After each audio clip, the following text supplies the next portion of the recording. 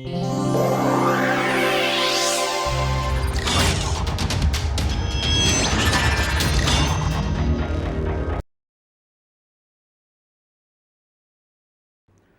we begin today with an example of when you have a center manifold in a dynamical system and how linearization could lead to an erroneous conclusion. And again I do this with the help of an example. So let us consider the following system. Consider x dot equal to minus y and y dot equal to x. As we know, this linear system has a critical point at the origin which is a center, because the eigenvalues of this matrix are plus or minus I, the linearized matrix, and you would expect a center. It is like the harmonic oscillator problem. But now I add nonlinear terms to it. So suppose I add x plus x times this plus y times x squared plus y squared. Well, there is clearly a critical point at 0 0 and the linearized system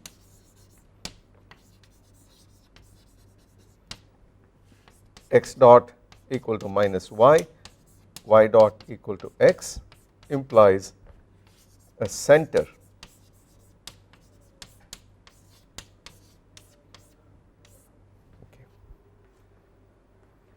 You therefore expect the trajectories to go around in small circles or ellipses about the center, which is a stable critical point.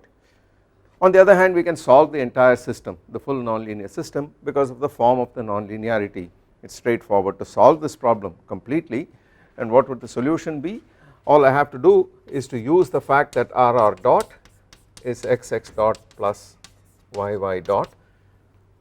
If I do that, I multiply this by x and that by y and add, these cancel, and I end up with an r to the power 4, which implies that r dot is r cubed,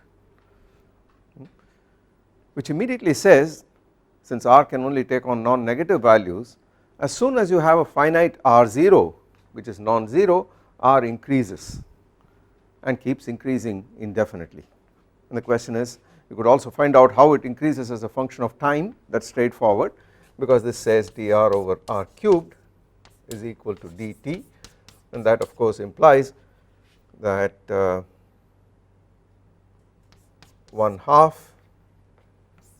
1 over r of 0 minus 1 over r of t, this quantity is equal to t itself, r0 squared, r squared of t. And it is easy to see from this, if you solve for r of t, so this implies that r of t tends to infinity at some finite t.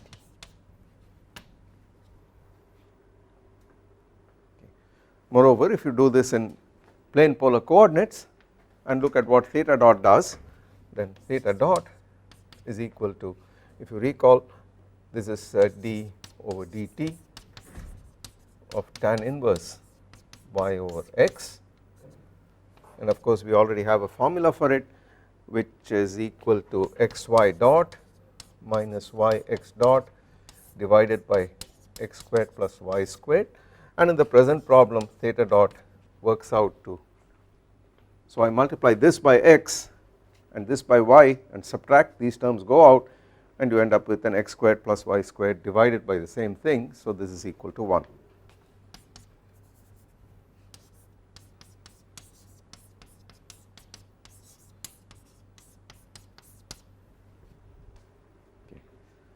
So in this particular problem, we see that linearization has led to a completely erroneous conclusion, whereas if you restricted yourself to the linear part of the system, you would conclude that the origin was a stable center.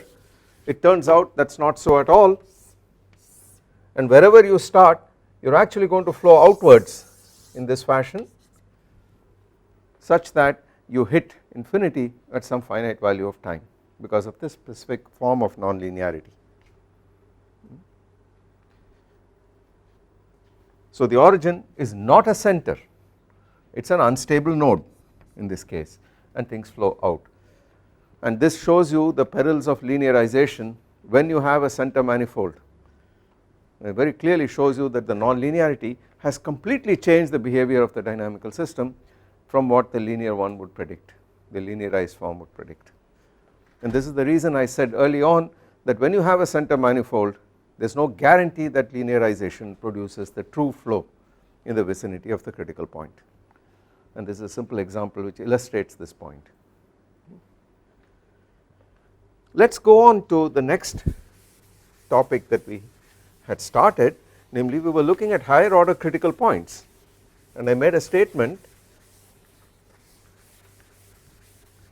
that these higher order critical points are generally formed by the coalescence of simple critical points, and indeed we saw in the case of a saddle node how a bifurcation occurs and you get a higher order critical point at the point of an exchange of stability bifurcation.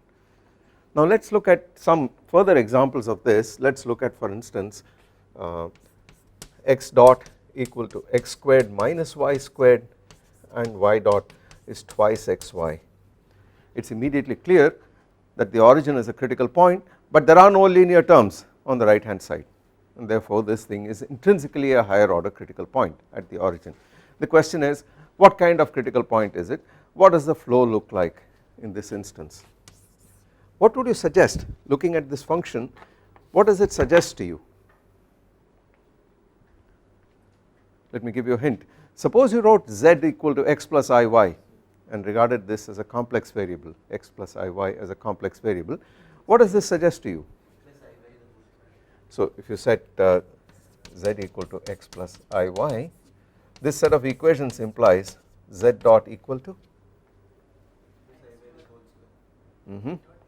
so it is equal to z squared itself.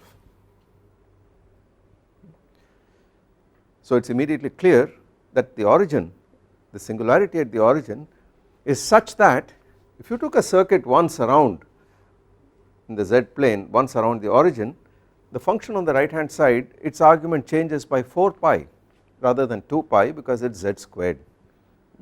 So this brings us to the concept of the winding number of a singularity of a planar vector field, and let me explain what that is. The winding number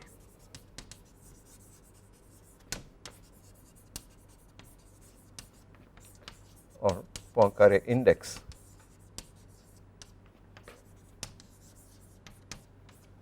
of a planar vector field, namely a vector field in a plane as a function of x and y. We will come back to this, we will come back to this. The statement I made was, if in the z plane there is some singularity at z equal to 0 at the origin, but it is such that if I move around once in the z plane and increase the argument of z by 2 pi, the argument of this vector field on the right hand side increases by 4 pi because it is the square, and this has a specific implication for what I am about to say. And the statement is the following. Suppose you have a singularity of a vector field somewhere in the xy plane, say the origin, and the field lines around the origin look in some complicated fashion. They perhaps look like this. These are perhaps the field lines. This is how it would look, for instance, near an unstable node, in this fashion. At every point other than the origin, which is taken to be a singularity of this vector field,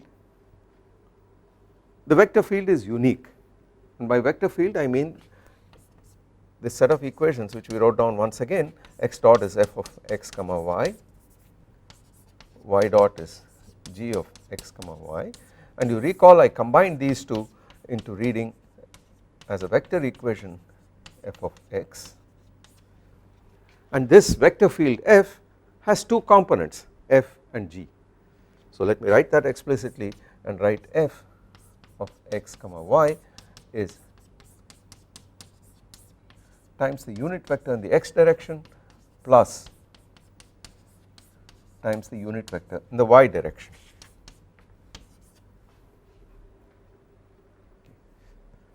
This field vanishes at the origin, both f and g vanish at the origin, and you have a critical point of some kind. And now I would like to characterize this singularity by the concept of the winding number of this singularity, which is defined as follows. If I start at any point here, any arbitrary point, there is a unique direction to this vector field f, and it is evident that if I write this vector field f itself as a modulus times an argument, this is equivalent to writing, if you like, this vector field as a complex number. So I could write w equal to f of x y plus I times g of x y, and this w is a function of x and y. Instead of a planar vector field, I represent it as a complex number for a two-dimensional vector field. This is only true in 2 dimensions to start with. Okay. If I took this w, which is a function of x and y, and wrote this as some r e to the I psi, where r is the modulus of w and psi is the argument of w, then if I start at any point in the plane and make a circuit of some kind and come back to this same point, it is evident that psi should return to its original value, because the field at every point is unique, and therefore this argument psi must come back to its original value. It is quite clear, or it must increase by a multiple of 2 pi, so that e to the 2 pi ni is unity and you do not see it at all. It is therefore clear that the integral of psi around any such closed circuit must be an integer times 2 pi. If I call this circuit C, I therefore assert that integral round the closed circuit C d psi, this must be equal to 2n pi, where n is some integer, simply from the single valuedness of this number, of this argument psi, which implies, if I go back here,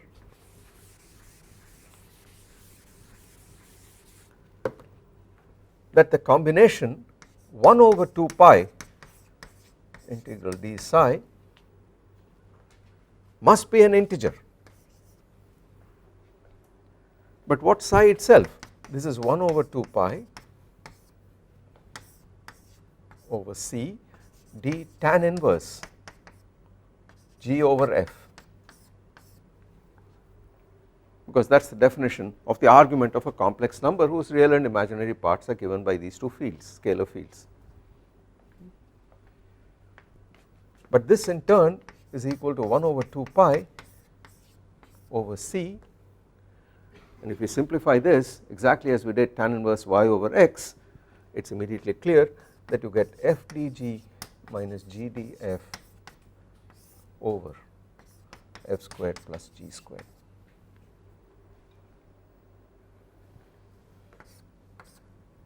Where f and g are functions of x and y, and therefore in principle you could write dg and df in terms of dx and dy.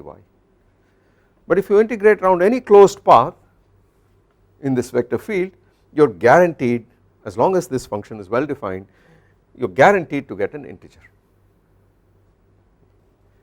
Now what would happen, and we can see this geometrically, what would happen if I took a circuit which does not enclose the singularity of this vector field, namely a point where f and g vanish or the vector field is not defined?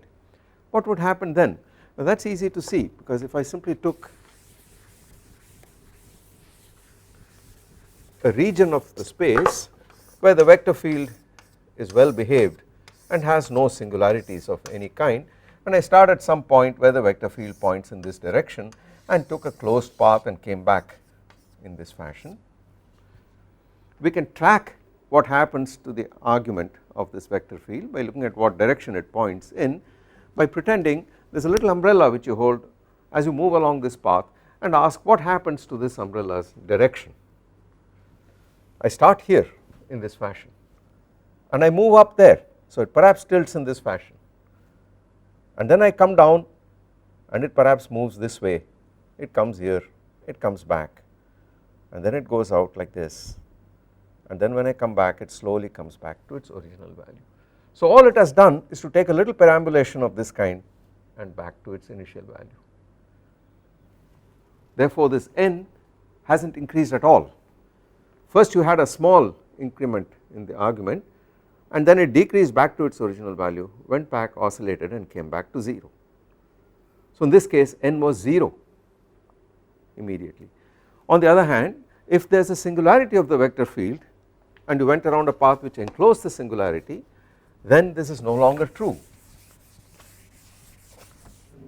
So let us take a simple example.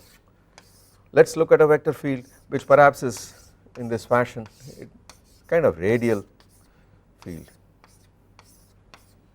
in this fashion, and let us say there is a singularity somewhere there. What would happen if I started and enclosed this path once in this fashion? Now let us follow it once again. I start here and the vector field points like this in the tangential direction, and let me just look at, instead of moving along with this curve, let me look at, simply keep it fixed here and turn this arrow around to reflect what it does at various points in its path. So it starts in this fashion, by the time it comes here it is pointed like this, by the time it comes here it is pointing in some direction like this, out here it is definitely in this fashion, and here it is like this, here it is back there, and it is back here and back to this. So in this path, as I go around the singularity once in the counterclockwise sense, this arrow, this umbrella has also gone around once completely in the same sense, counterclockwise sense, and the n is equal to 1 in this case, because the total angle is 2 pi by which this vector field has rotated. And I say that the singularity of this vector field at this point is, the winding number is 1 plus 1. This is the definition of the Poincare index or winding number of a vector field around a singularity. If it does not enclose the singularity, if the singularity is somewhere here and this path does not have the singularity inside, then of course the winding number is 0. So in a region where a vector field is completely well defined, on a contour on which the vector field is well defined, if that contour does not enclose the singularity of the vector field, then the winding number corresponding to that contour is 0, because the argument does not change at all. It might oscillate but never completes a complete 2 pi. Yes? If I start here and I do not enclose this singularity, it is evident that all this vector field can do is go up like this, go down like this again, and come back. It does not turn once upon around its center completely. So the argument starts at some value theta naught, increases to some theta naught plus alpha, comes back to theta naught, goes to theta naught minus some beta, and comes back to theta naught. It does not complete a circuit, and therefore the algebraic sum of all these increments is 0 and the winding number is 0. So you play around with this and you convince yourself that the only way in which the winding number is going to be non-zero is if this contour C encloses at least one singularity of the vector field. And for this radial pattern we discovered that the winding number is plus 1, and now we can begin to ask, what is it for other kinds of singularities? What's it if you had a saddle point or a center or a node or a spiral point of various kinds?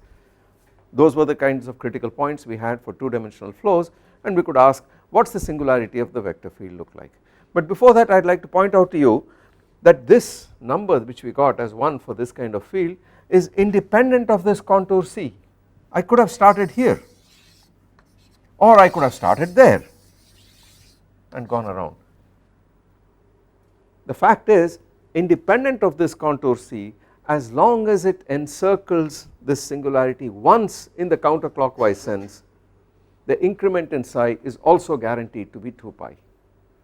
It is therefore a topological property which is not a property of the specific contour C, but rather a property of the singularity itself.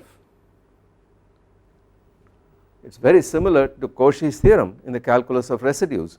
It simply says if you have a closed contour which encircles a pole, a simple pole of a function, and a function of a complex variable z, then the line integral f of z dz of this function round this singularity is reduced to 2 pi I times the residue at this point, and it is independent of the actual contour as long as the contour encircles the singularity once in the positive sense. Now this statement is independent of the contour, also the direction of the contour, because if I started here at this point, you could ask what is to stop me from doing this. I go around once, but then I do all kinds of meanderings here and come back and hit this once again. It still does not matter, all these increments would cancel out and the net result would again be 2 pi as long as you enclose this once in the counterclockwise sense. What happens if instead I started with this kind of radial field moving outwards and I decided to traverse the contour in the counterclockwise sense? I did this instead.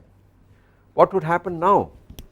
Well, it is clear that again if I go around in the counterclockwise sense, in the clockwise sense, sorry, in the negative sense, then this vector would also rotate in exactly the same sense as the contour, and the winding number is again +1.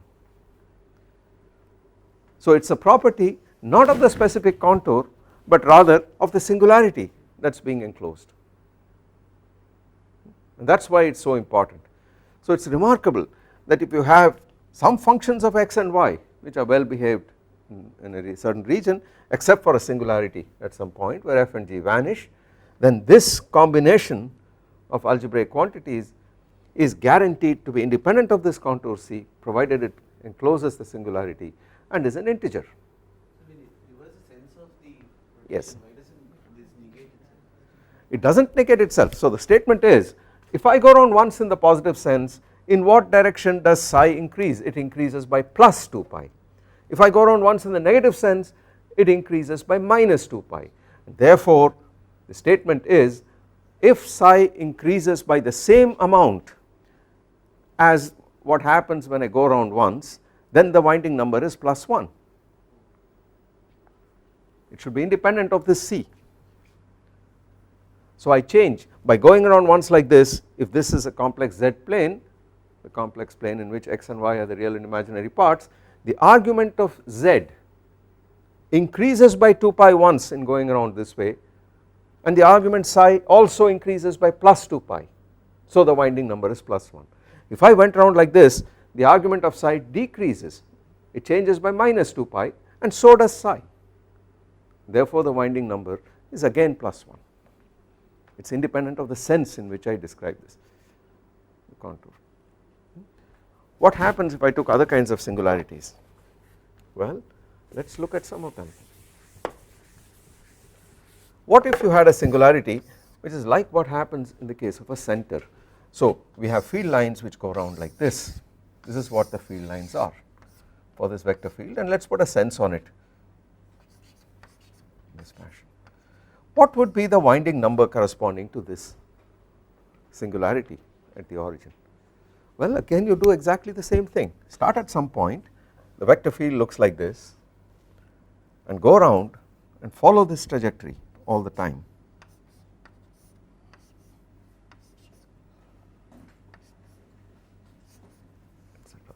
I start here in this fashion. When I come here I am like this, when I come here I am like this, when I go here I am like this, like this, back to this, back to this. And therefore the winding number is again +1 in this case, n equal to 1. What if I had a radially outward field? Well, n was equal to +1 we saw, but what if I had a radially inward field? What if I had something like this?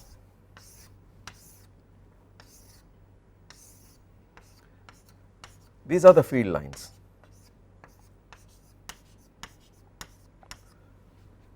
What happens if I did this? What would happen now? Again we do the same thing. I start here at this point, the field points so, then I am going to go around in this fashion. So it's when I am here it is like this, when I am here it is like this, when I am here it is like this, this, this, and then when I am here I am back here, and when I come back to this point I am back here. So as I go around once in the positive sense, this field also goes around once in the positive sense, and the winding number is again +1. So we see that at a node the winding number is +1 regardless of whether this node is stable or unstable. Therefore the idea of this winding number does not say much about the stability of the critical point, but it says something about the local geometry of the vector field at this point. For this as well it is +1, so is it for that, and it is so even if the arrows are pointing outwards, does not matter at all. So for a spiral point, a node and a center, it is easy to check regardless of the stability of the center or of the nodes or the spiral points, the winding number is +1 always. What if you had a saddle point?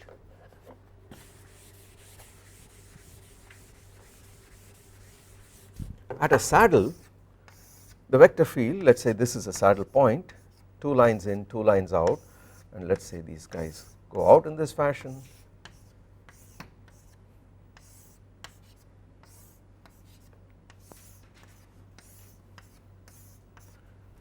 in this fashion. What would be the winding number around this saddle point? Well, I start with the same trick as before. I make a contour of this kind, and now look at what happens. When I am here the field points so.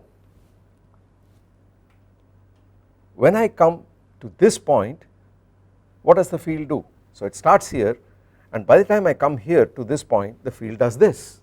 So please notice I am moving in the counterclockwise sense along this contour, but the field on the other hand is moving in the clockwise sense. So it does this, it does this, by the time it comes here it has done that, and by the time it comes here back again it has done this. Therefore it goes in the other direction.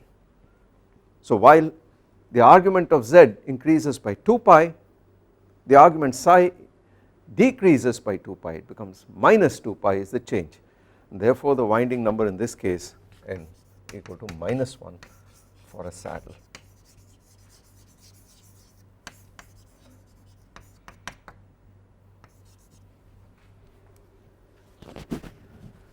But it is +1 for a center, node or spiral point,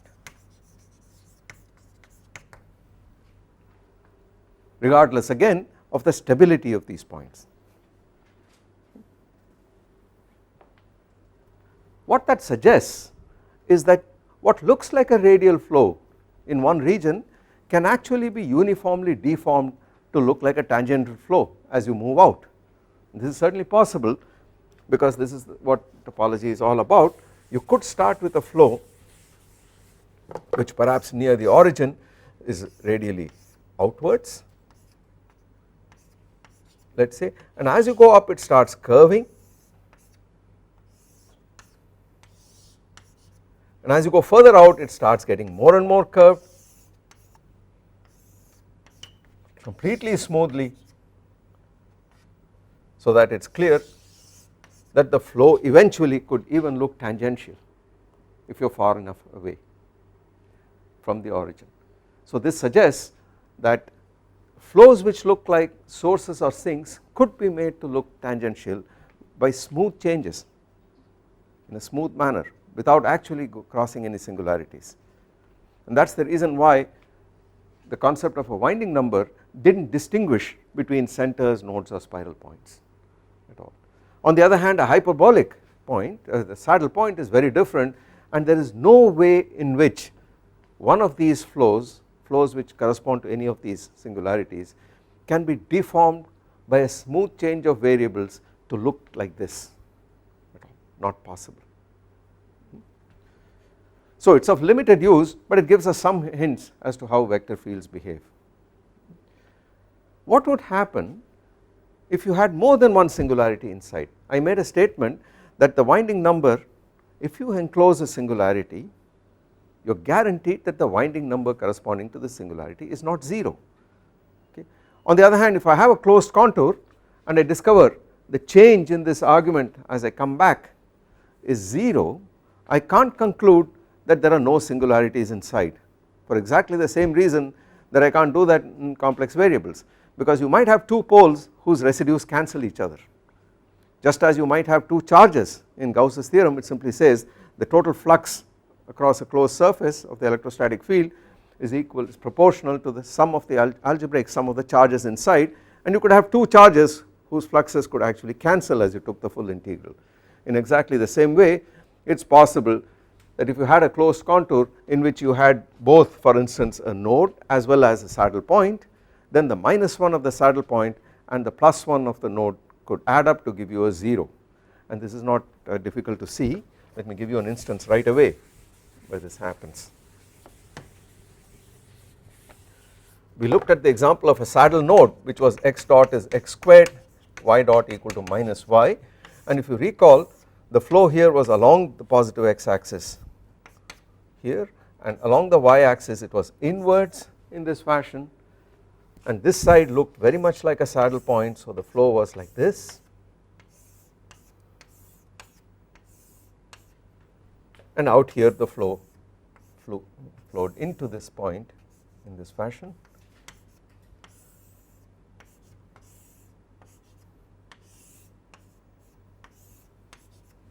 And the question is, what kind of winding number does this field have around this point?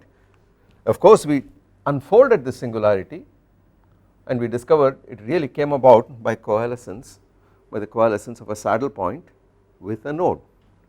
But you can unfold, we put this back together in this fashion, and it is not hard to see that if you took a contour and went around this contour C, the net change in psi is in fact 0. And what has happened here is that the +1 of the node and the -1 of the saddle have added up to give you a net change in the argument psi equal to 0.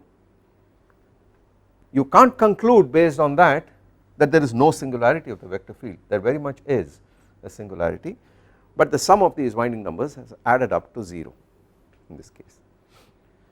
So the statement is, if you discover that the winding number around a closed circuit is non-zero, there exists at least one singularity inside. On the other hand, if you discover that the winding number as you do this integral around a closed circuit is 0, you can't conclude necessarily conclude there are no singularities inside. There could be a set of singularities whose net winding number is 0.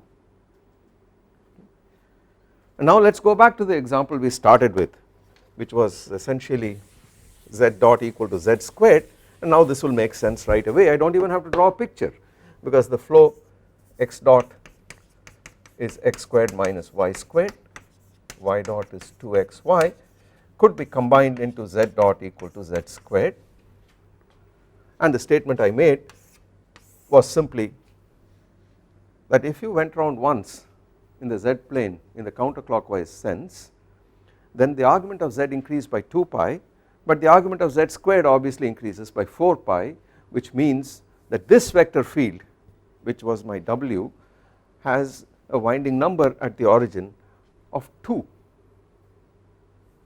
because the angle increases by 4 pi. And what does the field itself look like?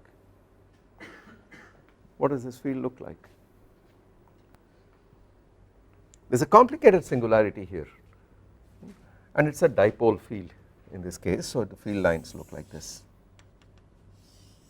It is exactly what a point dipole would do.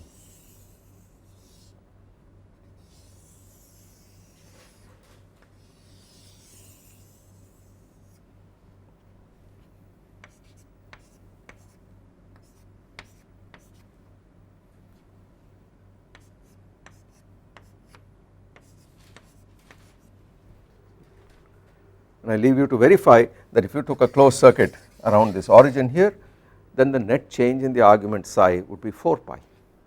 provided you traverse this circuit once in the positive sense. This is what a point dipole does. This is what the magnetic field lines of a point dipole or the electrostatic field due to an electric dipole look like. And what it is, and why is it 2? Physically, why is this 2? Can you tell me this from your experience with electrostatics? Why is this 2? Exactly, there are 2 charges in there. One of them acts like a source and the other acts like a sink. If you take a single point charge, if it is positive, then the field lines are radially outwards. That looks like an unstable node. And if you took a negative charge, the field lines go directly inwards, and that looks like a stable node, asymptotically stable node. You put the 2 together arbitrarily close to each other such that the distance between the 2 vanishes and the product of the distance multiplied by the charge is finite. The charge becomes infinite such that the product is finite. You get a point dipole which looks exactly like this. So this is characteristic of a dipole field, and the winding number n equal to 2 in this case.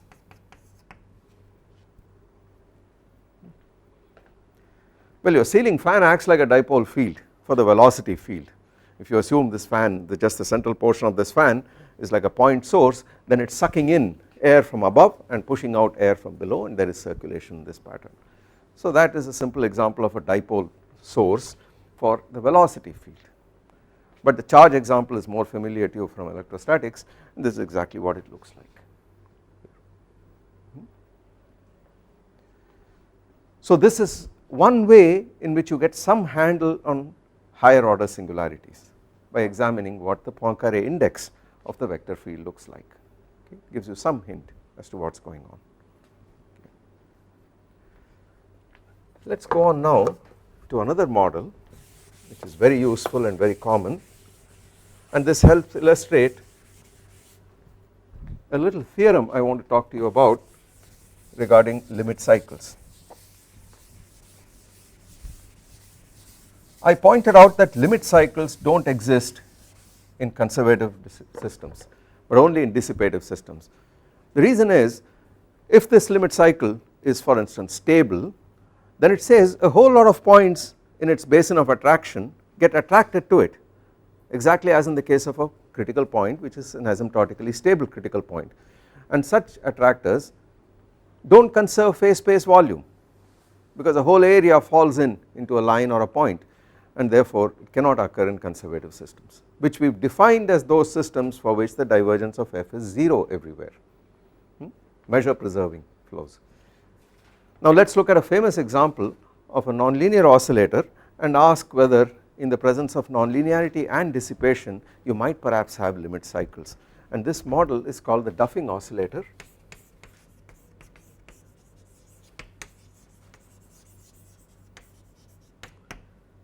And it goes as follows. It is a second order differential equation that specifies the Duffing oscillator, but we will interpret this in physical terms, and the equation of motion is x double dot plus some friction term gamma x dot, and then terms which would correspond to nonlinear oscillations, and this corresponds to oscillations in a double well potential, and the potential looks like this.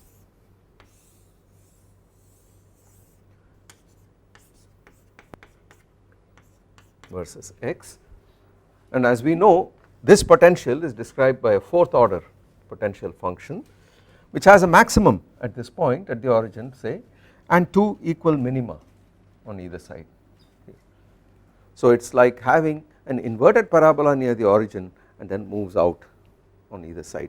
So a model for v of x would perhaps be minus x squared over 2 plus x4 over 4 with some constants multiplying these two cases, and with that kind of choice of origin, the picture actually looks like this, so that the potential vanishes at the origin and is symmetric, has 2 minima on either side of it. So little inverted parabola and then a fourth order term which takes you up in this fashion.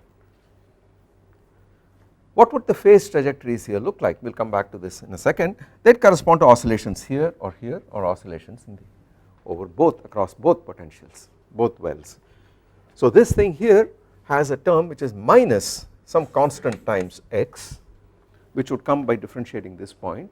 If I put an alpha there, so let us put an alpha here, plus perhaps a beta x cubed, which would come by differentiating this term and putting a minus sign. And this in general could also be driven. You could also take the system and put an external force upon it, which could for instance be sinusoidal, so perhaps some a cos omega t.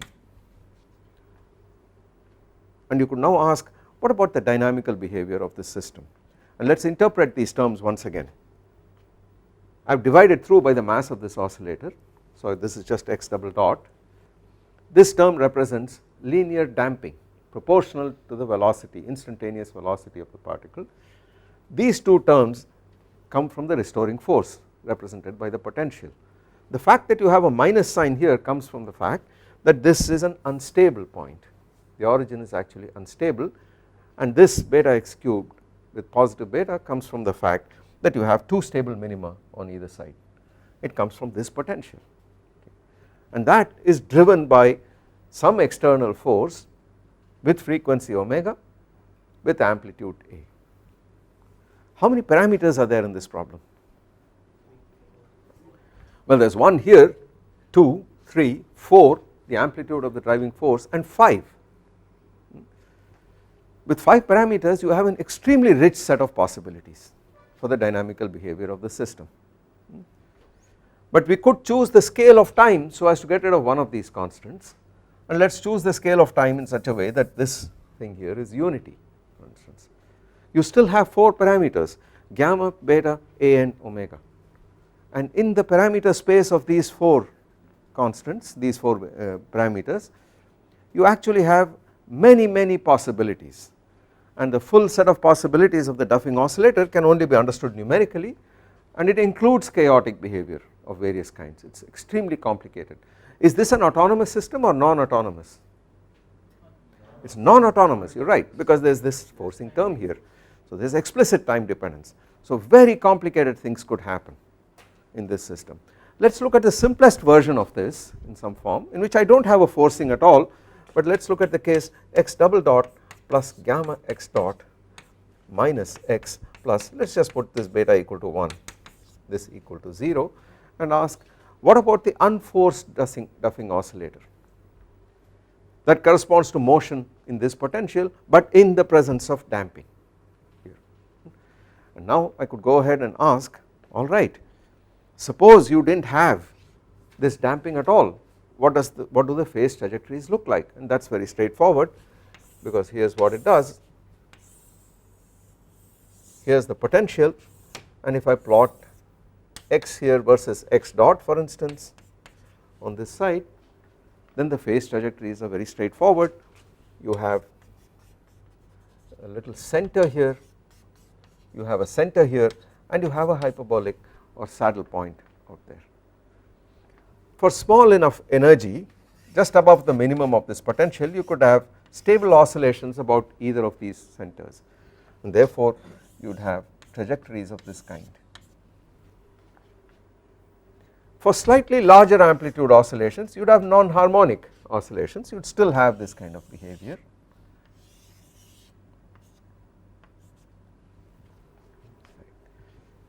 On the other hand, if you had enough energy and you oscillated with this total energy, it is clear that the particle could cross this barrier, go to the other side till that point, come back and oscillate with this amplitude, and it would do so with something which looks like this amplitude here. So it would certainly do something like this.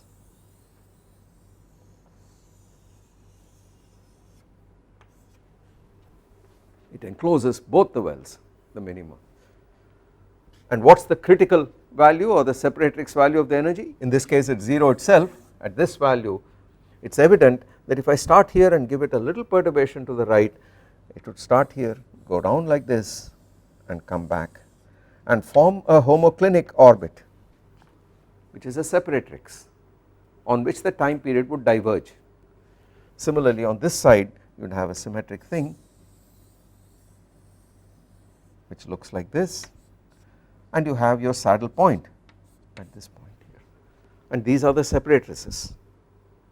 We can easily find the tangents to these separatrices in this model, but the actual stable and unstable manifolds are like this. It is the really homoclinic orbits, two of them, and outside you have oscillation across both wells, and inside you have oscillation around this well or that well. This is what would happen if you had this system without the gamma, without any damping at all. But now the question is, interesting question is, I switch on the gamma, I have a finite positive value of gamma, what do the phase trajectories look like? It is not easy to draw this immediately, because I could start at some point in the space and then it would start by doing this, but because of the damping the amplitude would keep reducing and eventually it would find itself stuck either at this equilibrium point or at this equilibrium point here. But before that it has to cross a separatrix, right? And that will take infinity. This separatrix is no longer there once you have friction, that is the whole point. This is only true if you have no friction, but once you have friction this is no longer true. So I start with this energy, perhaps it goes around the first time and then it comes back, it slows down, it is below this, and then it is stuck here and oscillates here. On the other hand, depending on what it does, whether it crosses this for the last time to the right or to the left, it could, any starting point would fall in the basin of attraction of either this attractor or that attractor, and these would actually be spiral points, asymptotically stable spiral points. So unlike the non-dissipative system, the absence of gamma, where you have two centers and a saddle point in between, in the dissipative system you have two asymptotically stable spiral points, and where a given initial point falls finally is dependent very crucially on where you start. And it turns out actually that in this model, and subsequently I will try to show you some pictures of this, the basins of attraction of this point and that point, they riddle each other, they kind of interleave with each other. So you could perhaps start here and end up there, but you start here and you could end up here in this fashion, and they actually fold around each other in a very intricate fashion, and I can only do this numerically at some level. But you also can ask the interesting question, can this system with the damping switched on have a limit cycle somewhere? What is to stop me from doing that? After all, I start by saying, look, there is a non-linearity in the problem due to x cubed and there is dissipation. So is it not possible that there exists actually a stable limit cycle? There is some isolated trajectory on which you have periodic motion and everything within it falls into some asymptotically stable spiral point. This could happen and we would like to find out if this is true or not. So the question is there a limit cycle in this system? Is there a limit cycle?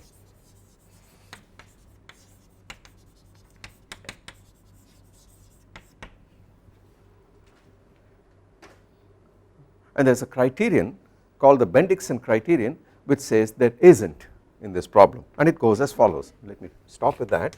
So we have the Bendixson criterion,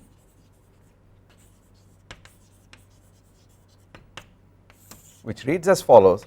I start with x dot is f of x comma y dot is equal to g of x comma y, which is exactly what this system is like, because recall that this implies x dot equal to y and y dot equal to minus equal to x minus x cubed minus gamma y.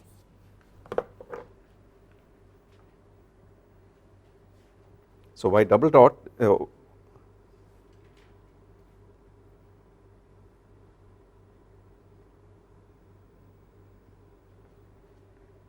x double dot is y dot, the same as y dot, and that is equal to this fashion.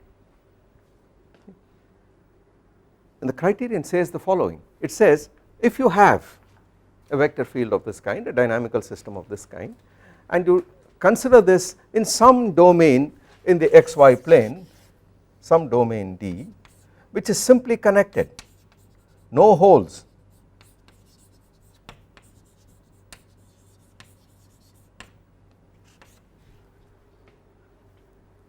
There are no holes in this, no singularities in this domain, and in that domain D, f and g are continuous and have continuous partial derivatives, first partial derivatives, and moreover if delta f over delta x plus delta g over delta y has a definite sign at every point, in other words is always positive or always negative in this region, and this remember is just the gradient of our vector field f in this case. So if this has a definite sign always positive or always negative, then there can be no closed trajectories lying in this region in T. Therefore it would say there can be no limit cycles either, which is a closed isolated periodic orbit. The proof is very simple. If there is such a trajectory, then on that trajectory y dot is g of x comma y and x dot is f. Therefore dy, which could be written as dy over dx times dx, would be equal to, well, dy is g over f dx, and on this trajectory it immediately follows that f dy minus g dx equal to 0 on the trajectory, and if I integrate over this trajectory this must be equal to 0. So if you had a closed trajectory of this kind inside this domain D, that must be true, but by Green's theorem in the plane this quantity is also equal to, over the surface S bounded by this C, it is also equal to over S delta f over delta x plus delta g over delta y dx dy.